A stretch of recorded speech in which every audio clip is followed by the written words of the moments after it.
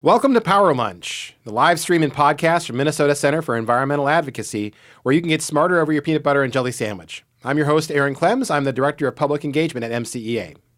Power Lunch is a conversation with one of MCEA's experts recorded live. We live stream these conversations on Facebook Live, and then we also make them available to you as an audio podcast and also as a video on YouTube as well. And in each episode, we focus on one aspect of MCEA's work to defend Minnesota's water, climate, air, and people. MCEA has been doing this critically important work since 1974, and our lawyers, policy experts, legislative lobbyists, and mapping and GIS specialists give us a unique capacity to protect the Minnesota that you love. Today, we're talking to Betsy Lawton, MCEA's Water Program Director. Betsy's been working across the Midwest for years to protect people from polluted drinking water, and she'll talk a little bit about MCEA's work on several mega feedlot proposals and our efforts to get stronger rules in place to protect Minnesota's drinking water, and also how you can help. We hope you'll learn something today that you didn't know before. If you want to keep up with our work, please visit our website, mncenter.org, or follow us on Twitter and Facebook at MCEA 1974. That's at MCEA 1974. If you would like to support our work, please consider a donation. Go to mncenter.org/donate. And now, our Power Lunch conversation with Betsy Lawton. So, hey, Betsy, how's it going? Good. How are you? I'm doing great. So, Betsy, tell me what you do at MCEA. So I'm the water program director, and I'm also a senior staff attorney. We help develop the policies that the water program works on. And particularly, we work on a variety of water pollution issues. There's a variety of sources of water pollution in Minnesota, and we work to protect both our drinking water from those sources of pollution and our lakes and rivers, which are very important to Minnesotans. Sure. So what are some of the primary threats to Minnesota's water, drinking water, water that we fish and swim in? What are some of the threats that you're working on in MCEA? So there's a variety of sources of pollution to Minnesota's waters. First, there's the permitted sources of pollution. These are pipes that discharge to our lakes and rivers. These are things like sewage treatment plants that treat everything you flush down your toilet or that runs down your tap. And the pollution from these facilities generally isn't an accident. It's something that's permitted as long as it's kept under certain levels, safe levels that the agencies have developed. Then there's the pollution that results when things run off the land's surface. So when it rains or when snow melts, the water essentially washes the pollutants that are on the ground surface into rivers and lakes and sometimes into the groundwater. So these pollutants can be things like fertilizers or pesticides, salt from your sidewalks, oil and grease from roadways. Okay. So that sounds like there's a bunch of different sources of pollution, some of which you have different tools to address. Talk to me a little bit more about the permits that people get. How do they go about applying for a permit? What role do you play in evaluating whether these permits meet the law or not? Sure. So generally, facilities that discharge out of a pipe, those are the industrial facilities, and the sewage treatment plants have to apply for what's called a Clean Water Act permit every 5 years. And the agency assesses sort of what is coming out of the pipe that is discharging and how much pollution should be coming out of the facility in order to keep the rivers and lakes below certain levels of pollution. Minnesota has designated most of our waters for fishing and for swimming, so we want to make sure that the pollutant levels are safe for fish and for us to swim in and recreate in, boat, all of those things. So the limits in those permits are based on allowing some pollution, but not too much as to prevent us to use our waters in those ways. And then you mentioned a bunch of other kinds of pollution, stuff that comes from runoff from the land. Is a lot of that regulated, and if so, how? And if we were to do a percentage, what percentage of water pollution issues are those that result from permitted sources versus those from these kinds of runoff sources? Well, the runoff sources are certainly harder to control because they don't come out of a pipe. That's essentially whatever washes off the land. And so those sources have been harder to control over the years. And I don't necessarily have a percentage for you, but I would say that those are the sources that we're most concerned about now because they're the hardest to regulate. Things like agricultural pollution that don't have those permits have been they're a large source of pollution in the state just because we haven't been able to get a good handle on the permitting of them. Right. So is Minnesota on the right track for water then? I mean, we value our water in Minnesota for lots of things, including drinking, of course, but also fishing and swimming, as you mentioned. Are Minnesota's waters getting cleaner or dirtier as we go along? Well, there's a lot we don't know because we're still collecting data. But what we do know is that a lot of our lakes and streams have more pollution than what is safe for recreation or what's safe for fish and other critters that are living in the water. So the state has collected some data on pollutants that are harmful to recreation, like bacteria. No one wants to swim in bacteria-infested waters by any means. And just over half the lake acres in the state have been assessed. And the data shows that about half of those acres meet the pollution standards. So that doesn't seem like a great statistic. So half of them don't meet the pollution standards. Correct, or don't have enough information for us to know. That would be the other option, yeah. And our rivers don't fare much better. So they've collected data on pollutants that harm fish in about a quarter of the waters in the state, and almost half of those exceed safe levels, and another quarter of those water bodies don't even have enough information to tell us whether fish are protected. And there's even less data on pollutants that those bacterial pollutants that would prevent us from swimming or using our larger rivers for boating and other types of recreation. There's only data on about 15% of the stream miles in the state, and a third of those stream miles are shown to be safe enough for recreation. So also not a great statistic. Another thing that we don't really know is there's a lot of pollutants that we don't either have data on or that don't have standards. So for example, nitrate is a pollutant that Minnesota has determined can impact fish negatively. But they haven't adopted a formal standard, so we really don't know how many of our fish are being impacted by high levels of nitrate.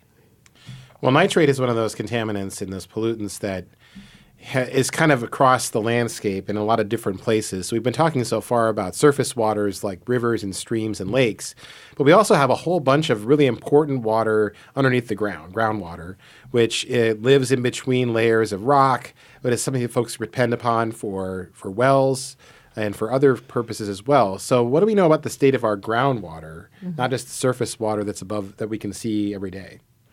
So groundwater is important because about 75% of Minnesotans drink water from aquifers that are under the ground versus lakes and streams.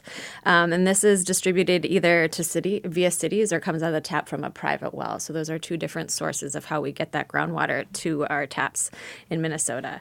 And recently, the Department of Agriculture has began testing nitrate levels in private wells that are sourced from this groundwater to determine if nitrogen fertilizer that's widely used on agricultural crops is causing contamination of these sources. And they found that generally 10% of private wells exceed safe levels of nitrate. And nitrate is troublesome for many reasons, but in high levels it can cause blue baby syndrome, which can threaten the life of a child. And used for a long-term exposure, high nitrate levels are linked to thyroid problems and cancers.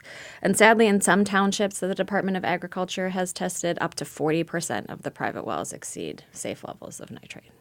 So how do they pick which townships they're going to test for this testing program? My understanding is that the Department of Health identifies areas where there's likely to be higher levels of contamination. How do they pick where they're going to do these tests? So at this point, they've prioritized areas where there's significant amount of agriculture and the landscape is such that water readily runs through the soil into the groundwater. So they're vulnerable. Those areas are particularly vulnerable to the contaminants reaching the groundwater. So those are the areas they've prioritized at this point for testing. Okay. So we have a Groundwater Protection Act in Minnesota that was passed about 30 years ago. And it's supposed to protect this resource for people right now, but also people into the future. So what rules have we created under that act to try to protect this groundwater resource for the future? So thus far, the Department of Agriculture, which has the authority to set these rules and restrictions on agricultural practices to protect groundwater, hasn't developed any rules. In 30 years? In 30 years. There's been a big push to urge farmers to adopt practices that are protective of groundwater voluntarily or to provide incentive payments to farmers to take those actions. But just this year, the Department of Agriculture is finalizing its first rule that could allow the agency to require farmers to take some steps to protect public water supplies that are threatened by nitrate pollution. All right. So this rule that they're considering right now, what's your opinion about it? Do you think it's strong enough to protect people's drinking water? And are there people that are protected and some that are not in that rule? I mean, Sorry, I'm kind of leading the question here, but I know that rule only applies to folks who are in these drinking water supply management areas near cities. Mm-hmm. Is there any protection for people who are private well owners? So there is one sort of broader protection that applies to all vulnerable areas of the state, and that prohibits the application of nitrogen fertilizer on fall and on frozen ground. But this is generally something that farmers aren't doing anyway. So it's a pretty limited protection. It's good it's there, but it's something that's not widely done anyway. Unfortunately, the rule really only protects people who are threatened by contaminated drinking water in public water supplies. So townships that provide water will be protected. If their nitrate levels get high enough, the agency can require farmers to change how they apply their nitrogen fertilizers in a way that's more protective. But the people that are drinking out of private wells, which is quite a few people in many of these areas, will not be protected at all by this rule. The agency has not given itself the authority in this rule to require farmers that are impacting private wells to do anything to protect groundwater. So we know there's a groundwater problem. In some places, up to 40% in some townships, up to 40% of wells are contaminated with high level of nitrates.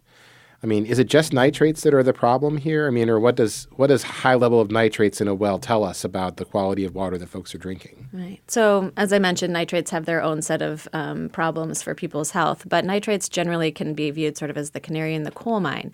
If nitrates are escaping off the land surface and going into the groundwater, anything else that's put on the land there is likely to be also taking that same pathway to the groundwater that people drink. Things like pesticides, pathogens from manure that may be spread on farmland for fertilizing purposes.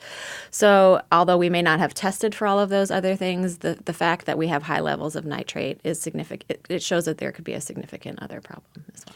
Well, you just mentioned a second ago that there's two different ways to get more nitrogen or other kinds of food for plants, basically, into the soil. Some of it involves chemical fertilizers that put nitrogen into the soil, but also spreading of manure from dairy operations, pig farms, et cetera. And there's been a lot of talk recently about like whether or not this is which one of these is better, or whether or not using manure is superior to or safer than chemical fertilizers. Is it true that one's safer than the other, or what's the difference between using manure to fertilize versus using chemicals to fertilize?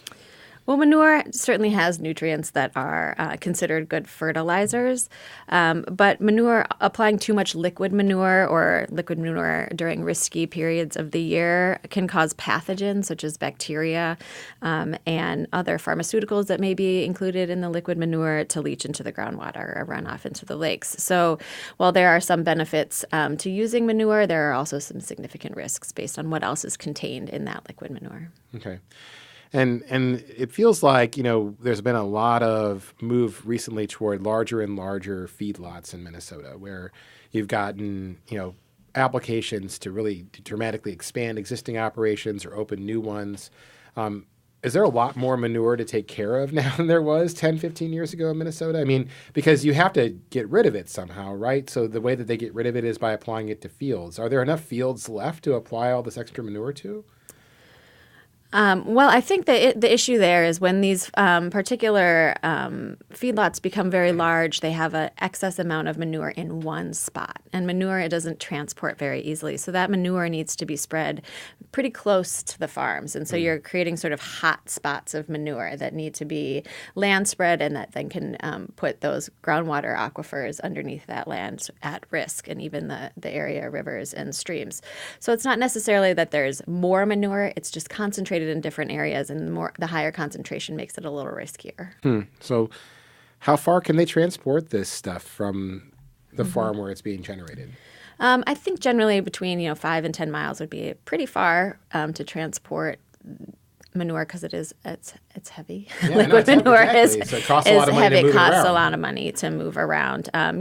Smaller farms often compost their manure, and then it's more of a drier product that doesn't have some of the same risks that liquid manure has. Okay.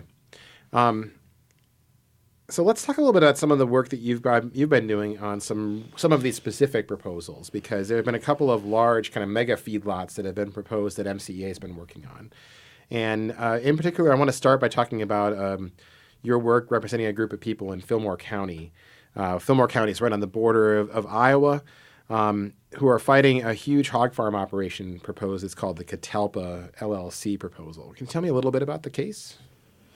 Sure. So this is a new feedlot that would be coming into an area, and it's a large feedlot. It would produce about 7 million gallons of liquid manure every year that, again, would have to be spread on area cropland. This is an amount of sewage that is equivalent to some small towns, which are treated in wastewater treatment plants. But here the sewage is just spread on the ground. And the particular problems in the vicinity where Catalpa is located is that this area is pocked by sinkholes and cracks and seeps in the Earth's surface that act as sort of direct channels for the manure or the runoff when it rains, for the contaminants in the manure to enter the groundwater system. And in this particular area of the state, there's already some pretty serious problems with groundwater and surface water from current practices without this large farm. Creating even more problems. So there's about 10 to 30% of the private wells exceed nitrate levels in local communities, and some of the rivers in the vicinity of this facility already are polluted by fecal bacteria, which we certainly don't want our rivers to have too much bacteria in them because we can't use them then. Right. So are the wells in this area specifically contaminated? I mean, it's not just about a general idea of the area having a problem, but there are some specific wells nearby that are contaminated already. Yeah, in the areas in the townships that are surrounding this particular facility, some have 30% of the private wells that have been tested exceed safe nitrate levels. Others have 20%. All of the nearby townships have really high levels of nitrate, and significant number of wells are contaminated as well. So, I mean, I want to spend a little bit of time just talking a little bit about the area right there, because this area they call karst geology, right? Lots of sinkholes. It's basically limestone, and on top of that, a fairly thin layer of soil. There aren't any lakes in this part of the state because they empty right into the groundwater table, and there have been other examples of where municipal wastewater facilities have seen their lagoons drained overnight. Manure pits have been drained too. So this is not a theoretical problem. We already know this exists in this part of the state, right? Mm-hmm. Yes, certainly. Because there's a strong connection between what goes on the surface of the land and what ends up in the groundwater, and then again in the rivers because of these cracks. And then there's this problem of sinkholes opening up. And when you put a lot of pressure on the land, sinkholes are more likely to open up. And there have been examples of sinkholes opening up that have drained lagoons that contain sewage. And so when that happens, that goes directly into the groundwater table. Yes. So we would be drinking that then. Yes. Okay, that's bad. So let's talk a little bit about the neighbors who've been organized around this issue. There's a group called Responsible Agriculture for Karst Country that you represent as their attorney. Why are they so concerned about this? I mean, obviously we talked about the drinking water issues, but why did they get so organized? I mean, it's kind of an amazing feat to get a lot of neighbors organized so quickly like they have. Why are they so worried about this? I think they're very worried about it because it sort of changes the way of life in this area. There aren't a lot of these really large feedlots in this area. There's certainly agriculture, and some of the people that are challenging the siting of this particular facility are farmers themselves. They just have smaller operations where the manure is more manageable, and they really understand how to care for their manure application to prevent sort of the disastrous effects of what happens when you have 7 million gallons of manure spread on the land a year. And I think that is the main concern, is that this is a very large risk for the communities that have been traditionally smaller feedlots in the area. Mm-hmm. So when residents, how do residents learn that a big mega feedlot like this is being proposed for their community, and how long do they have to respond when they learn about it? So generally, and in this case in particular, the local neighbors found out about the proposal because it was published in their area newspaper, and I think they found out just weeks before the comment period was closed. So essentially, there'll be a notice in the local newspaper that identifies the feedlot that's coming in, and then the neighbors and residents in the area have about 30 days to review sort of this documentation that the Pollution Control Agency provides, which includes like a generalized summary of what the facility is, like how much manure will produce, how many animals, what type of animals, what potentially generalized risks from this facility exist.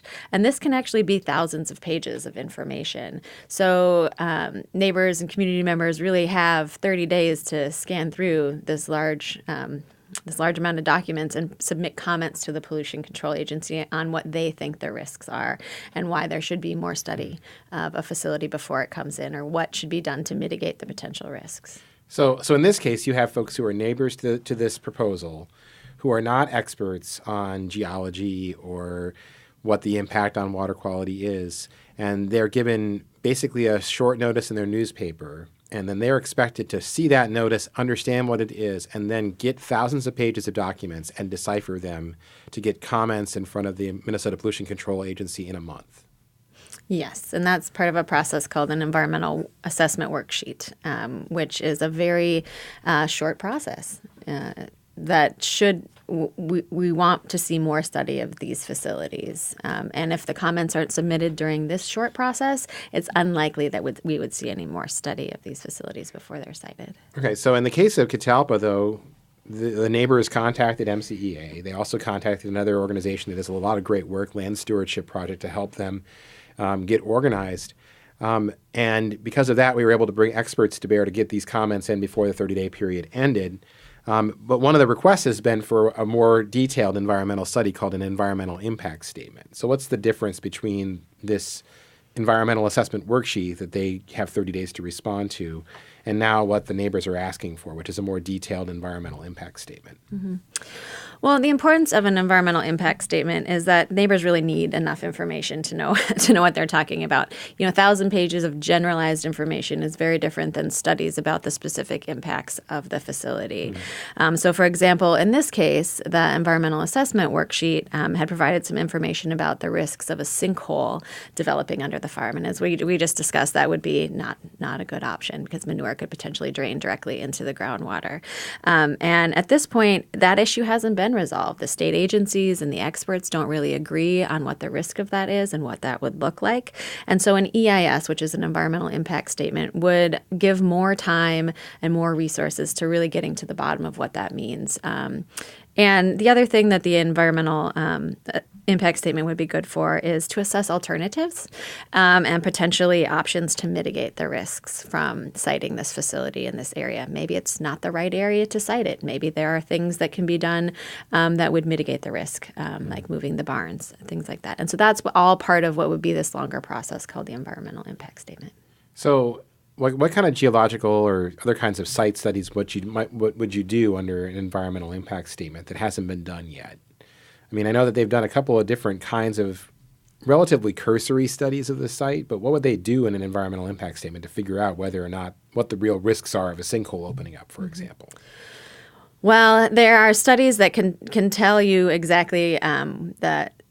They're called electronic resistivity, and it's very technical. It's a tongue twister. Electronic resistivity. Yes, it is, and it helps determine how porous the ground is and whether it's a challenge for a sinkhole. And there's been some limited assessment of that, but they really need a more thorough assessment to get an idea of what the land looks like from sort of all angles, and that hasn't been done at this point. Okay, so. And then the response to this has been pretty amazing. I mean, there was a big public hearing down there a couple of months ago where the MPCA presented their findings, and there were like over 400 people at that hearing in a town of 800, Mabel, Minnesota. And since then, there's been a lot of activity on the local level to try to put the brakes on some of these large proposals. And that includes some townships passing moratoria moratoriums. Is it moratoria? I think it's moratoria on putting the brakes on it and saying we have to take about a year to figure out what we want to do to regulate this industry. Can you talk a little bit about some of the local actions that have been trying to use zoning laws to restrict the risk? Mm-hmm.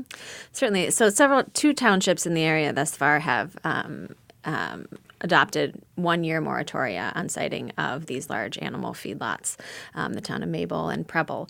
And this gives the community time to really assess what they want their landscape to look like, and to consider what risks are posed by siting such large feedlots and whether they're really right for the community that they want to have in the long run. And they can also impose protections that would they can be deemed to protect their water quality, or in some cases, counties do something similar. Like the Winona County has enacted a cap on how many animals can be at any one particular feedlot, and that's out of a concern about the amount of manure that are housed at these particular facilities and the threats to drinking water in the area. So there can be a variety of ways for local governments and counties to ensure that their drinking water and their surface water is protected. Well, it's interesting you mentioned Winona County, too, because MCEA is also working on another case in Winona County that is at about the same stage, I'd say, as the Catalpa proposal. It's called the Daley Farm's expansion, and that's a dairy as opposed to a hog farm. But as you said a moment ago, Winona County has a cap. I think it was at 1,500 animal units is what they describe it as. Why? So what is Daley proposing, and how does it fit that cap that's been in existence in Winona County for several years now? Mm-hmm.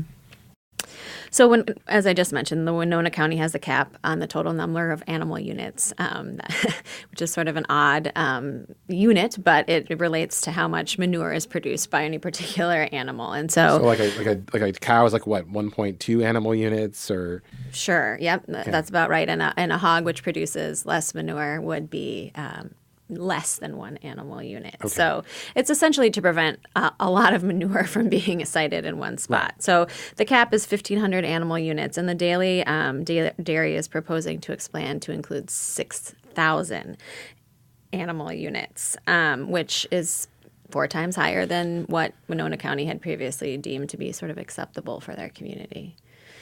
So Daley will have to get a variance.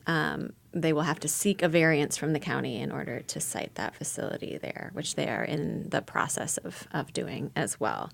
This is also concerning because it's near 2 communities that have been really struggling with nitrate contamination in their public drinking water supplies. And again, like the Catalpa facility, the townships in this area are suffering from a lot of the private wells do have nitrate contamination, and the rivers have, fecal bacteria contamination as well. So, to give you some sense of scale, 7 million gallons of manure from the Catalpa case we were talking about earlier? How many million gallons of manure from this Daley Farm's expansion? So it'd be just over 50 million gallons of manure that's produced each year and then would need to be spread on area cropland.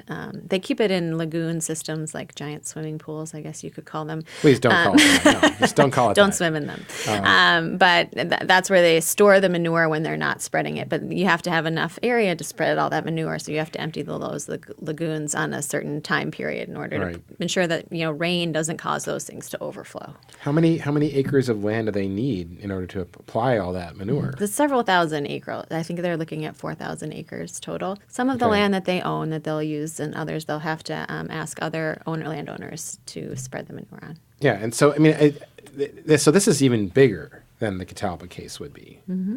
So, and I know that MCEA had to go to court recently on this case because a number of agribusiness interests, the Minnesota milk producers, the Cattlemen's Association, I think, a couple other, Minnesota Agri-Growth Council, joined together and filed a challenge to the MPCA, the Minnesota Pollution Control Agency, who had given a 2-week extension to local residents to get comments in because a number of them asked for an extension because they were in the middle of harvest. What was the agricultural industry asking for in this lawsuit, and why did MCEA have to get involved? So this is a pretty surprising lawsuit in our mind because it was meant to shorten the time period that individuals have to comment on what's a really large proposal that could impact their community. As you mentioned, the public was originally given 30 days to comment. and asked for a two-week extension on that, which the PCA granted. And the commodity groups asked the state courts in St. Paul to sort of stop that extension of time out of concern that it would create more delay. And it would have, but it really would have limited public input. The court rightfully allowed the comment period to proceed for the extra 15 days, which was very important because by the time the court made the decision, the 30-day comment period was just expiring. So a lot of people who had sort of relied on these extra 2 weeks to get their comments in would have been prevented from that altogether. And if they're prevented from filing comments at that stage, what's the impact of that? So when the Pollution Control Agency decides whether they're going to do that further detailed analysis that we were talking about, the environmental impact statement, they have to review all the comments and all the concerns of people in the community and people who hire experts. Certainly there will be expert input on this particular proposal, talking about the risk of sinkholes, the risk to water quality, the really whether there's enough land in this vicinity to spread this amount of manure safely. And so there's going to need to be some expert opinions. And the community members needed that time to get that information into the Pollution Control Agency for them to consider. So if they hadn't, they just wouldn't have been considered at all. Right. Because you either get it in the record or you don't. Correct. Okay. So what's the next step on this Daley Farms case? I mean, the Catalpa case, we're waiting. Well, actually, let's do these two separately. We'll start with Catalpa. Mm-hmm. Where are we at with that case? That's the case with the hog farm in Fillmore County. Mm-hmm. So currently, the community where the Catalpa facility would be sited has a moratorium. So that facility can't be sited. But the process of permitting that facility through the State Pollution Control Agency is still ongoing. At this point,